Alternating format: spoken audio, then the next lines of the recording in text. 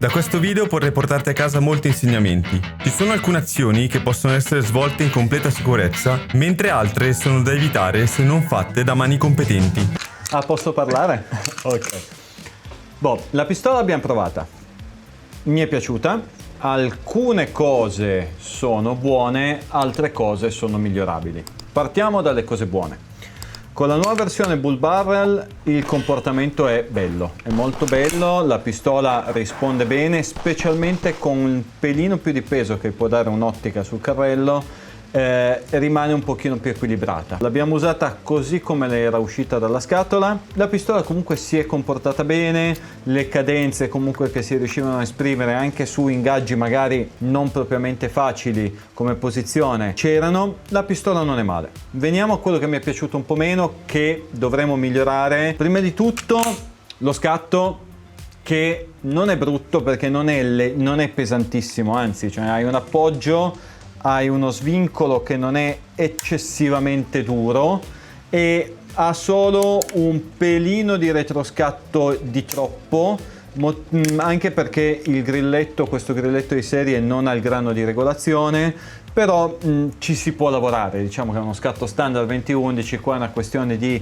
personalizzazione messa a punto, ognuno poi se lo cuce come si vuole, se lo cambia, lavora sul suo originale, lo mettiamo a posto. Punto negativo, ve lo dirà anche Morgan che gli ha letteralmente mangiato la mano, e il profilo della dorsale, che è molto squadrato. Va bene però per chi ha mani un po' più piccole. Chi ha le mani un po' più piccole apprezza le dorsali un po' più alte, perché tendono a mangiargli un po' meno la carne e comunque a riempirti questo spazio anche se non hai la mano eccessivamente grossa, questo spazio qua.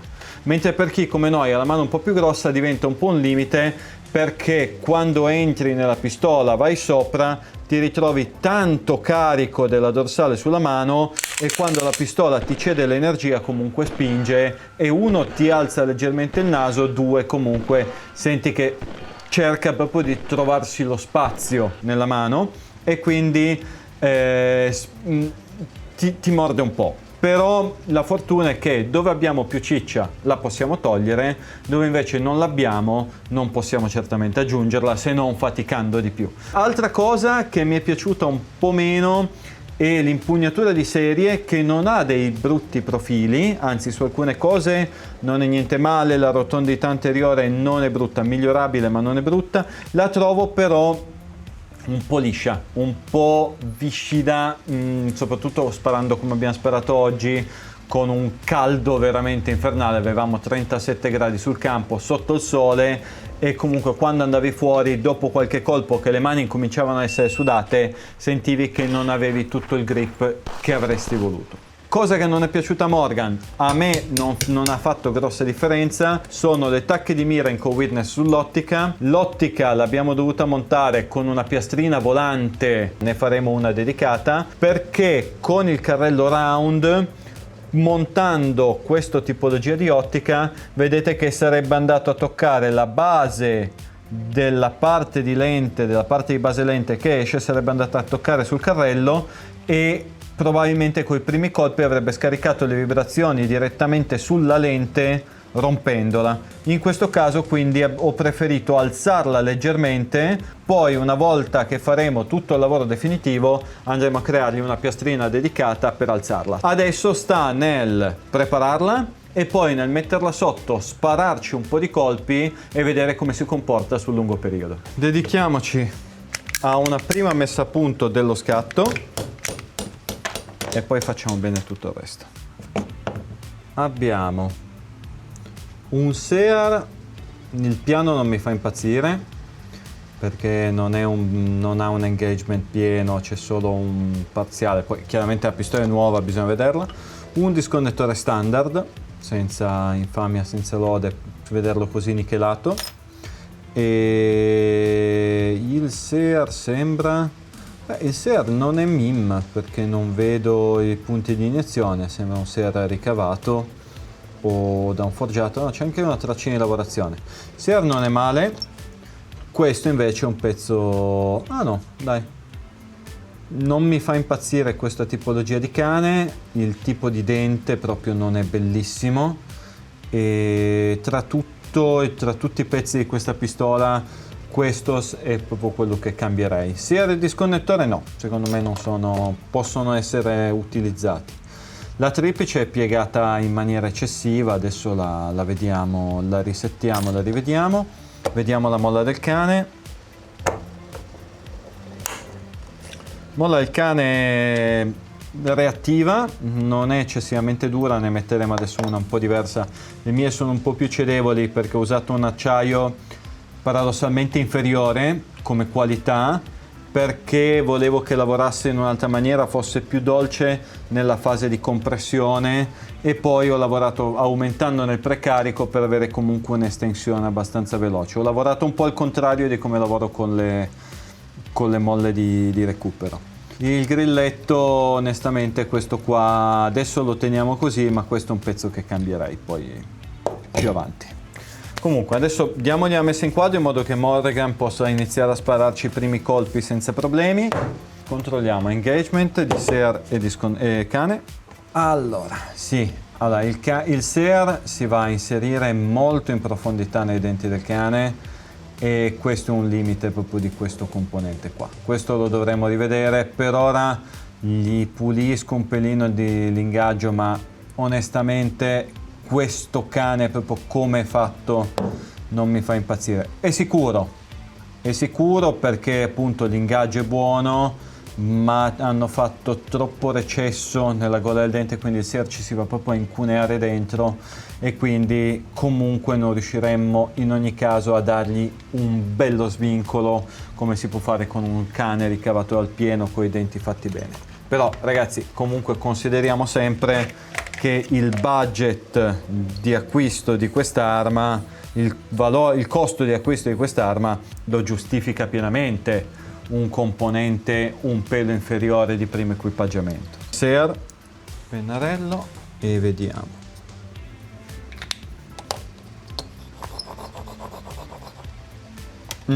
Sì, non è proprio regolarissimo. Adesso no.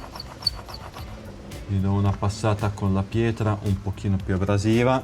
In questo caso il piano è diventato piano, e adesso andiamo a rifinirlo e lucidarlo. Questa macchinetta si regola in base a quanto mandiamo dentro, otteniamo fuori la vite, cambia la presentazione del piano del Sear, ed è quello il difficile. Poi in realtà la macchinetta è abbastanza semplice da usare, la difficoltà è sapere che piano del Sear dare. Ricontrolliamo l'engagement. Allora, questo è il lavoro che fa. Io spingo, cioè in questo caso simulo il lavoro che fa il nostro grilletto. Chiaramente il grilletto spinge sul disconnettore che spinge sul Sear, però sostanzialmente muove il Sear in questo senso, apre il Sear e lavora sul cane, che in questo momento quello di armamento è tenuto spinto dalla molla del cane. Quindi a seconda di come noi lo sentiamo lavorare nella fase di svincolo, sappiamo più o meno che tipo di scatto abbiamo. In questo caso avremo uno scatto che, come io prediligo farli, neutro, cioè nel senso che abbia non una sensazione di svincolo che ci sorprenda, cioè che appoggiamo, bam, parte il colpo, ma che sia un aggancio, tolta la precorsa, del dito sul grilletto definito, e poi una rotondità, una morbidezza di svincolo non eccessivamente lunga che ci porti poi a sganciare il colpo. Andremo a vedere in base a come setteremo il tutto. In questo caso toglierò un po' di materiale dal disconnettore, cercheremo di ridurre un po' il retroscatto che questa pistola ha, a causa del fatto che il grilletto non ha un grano di stop, quindi un trigger stop che fermi il grilletto una volta svincolato. La sede della triplice nel fusto, cioè nell'impugnatura, è fatta bene perché è molto giusta e ha una buona presentazione anche della triplice sul Sear, e quindi questo la porta a non avere troppa possibilità di movimento laterale, e quindi la rende più stabile nel tempo. In più la triplice ha il vantaggio di essere una versione di quelle alleggerite, tipo un po' le vecchie STI, e non mi dispiace neanche come materiale. Adesso questo è da studiare, ma non è male come molla. Il dorsalino invece non mi fa impazzire, ne avrei preferito uno in acciaio per migliorare un pelino il bilanciamento, ma sono anche quelle parti che si possono poi sostituire. Impressionante, anche troppo.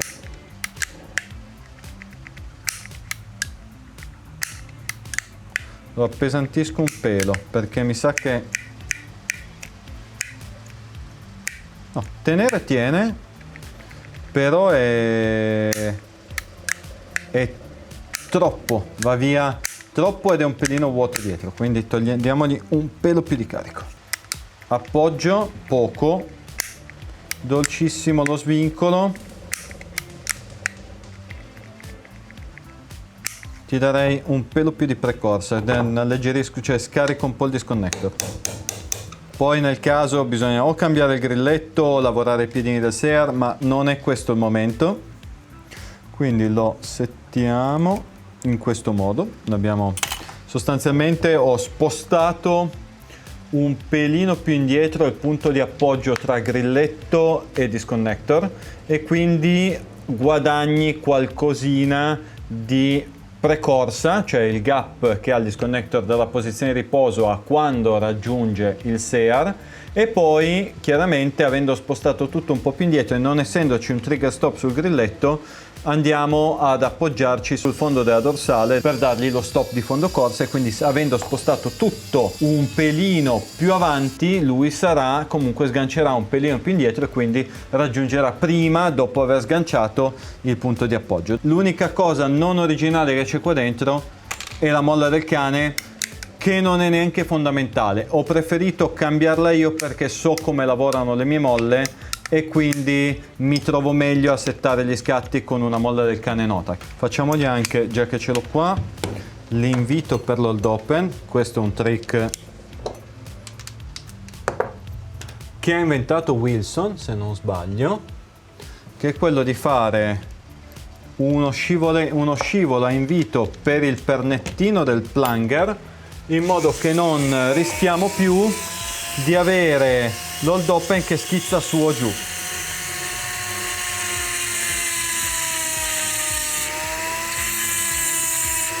Fai questo scivolino qua, che è una cosa normalissima, però nel momento in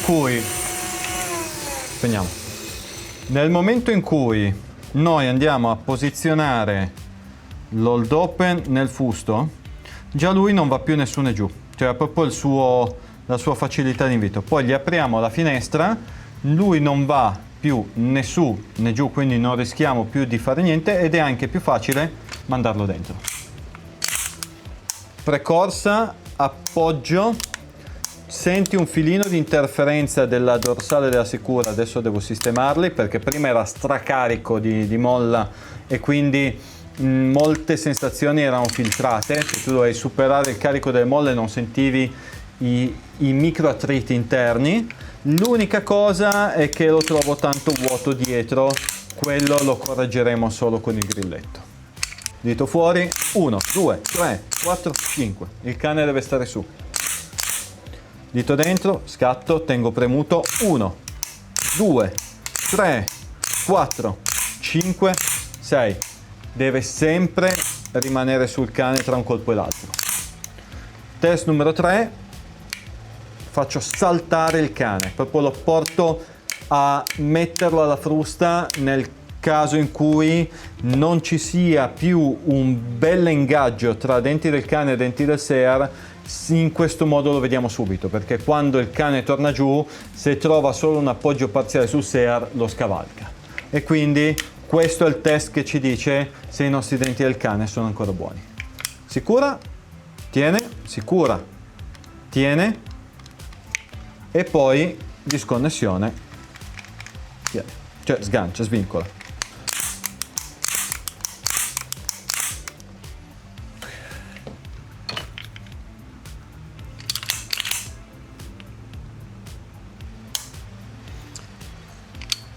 La domanda che mi faccio io è: perché non abbiamo fatto questi lavori prima? Perché andava provato out of the box, quello è... Sì, lo scatto è un'altra cosa.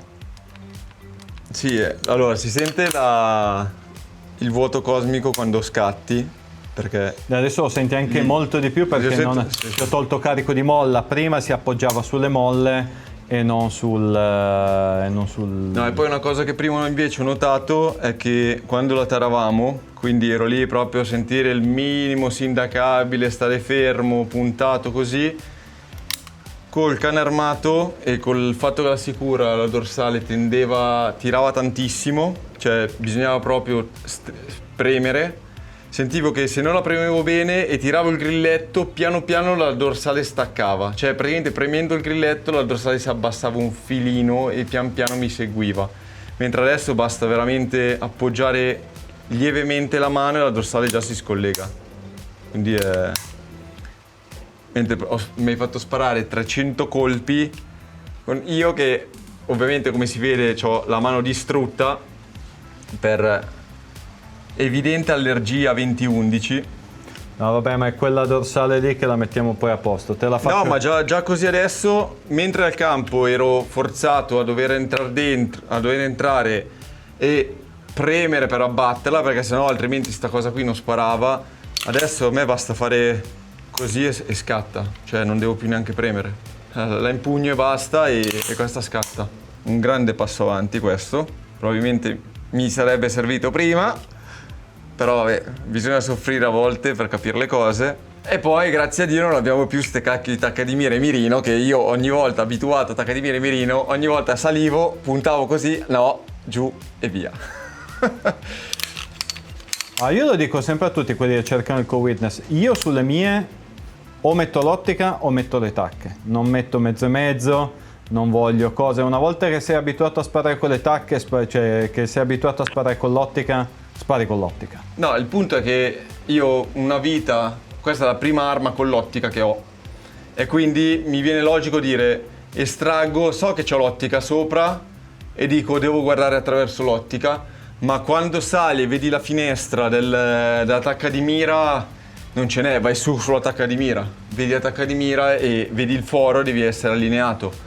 E ogni volta salivo per poi scendere, per poi trovare il punto. Mentre senza distrazioni in mezzo, ovviamente se sali, l'unica roba che vedi è la parte alta della finestra, quindi punti l'occhio su questo e vedi sotto il punto verde in questo caso.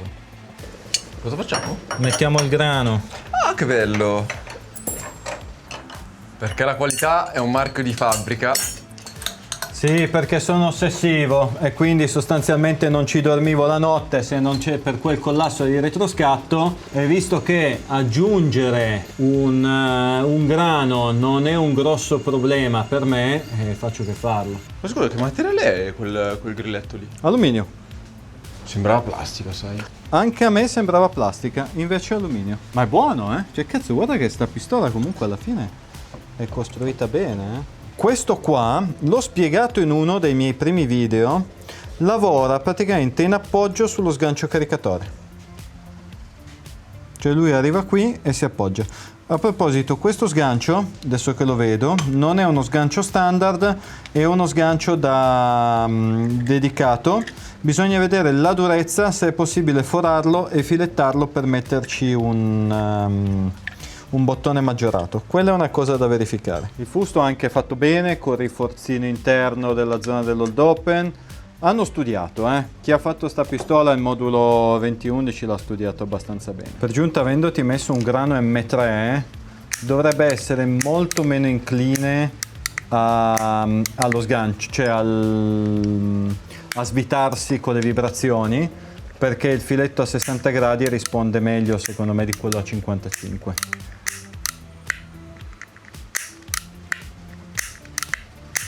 Su questi nottolini qua evitate di mettere del frenafiletti, perché se si dovessero incagnare con l'impugnatura in plastica è impossibile svitarli senza scaldare e quindi bruciate l'impugnatura. Piuttosto ne perdete uno, lo cambiate, mettete il frenafiletti proprio se volete quello debole, ma non di più. Cavolo! Cavolo se c'è adesso. Adesso sì che c'è. No, adesso sì che si impianta bene. Ma Possiamo mettere il rewind di quello che ho detto prima? La domanda che mi faccio io è perché non abbiamo fatto questi lavori prima? Bello. Cacchio, adesso sì che si stoppa bene dietro.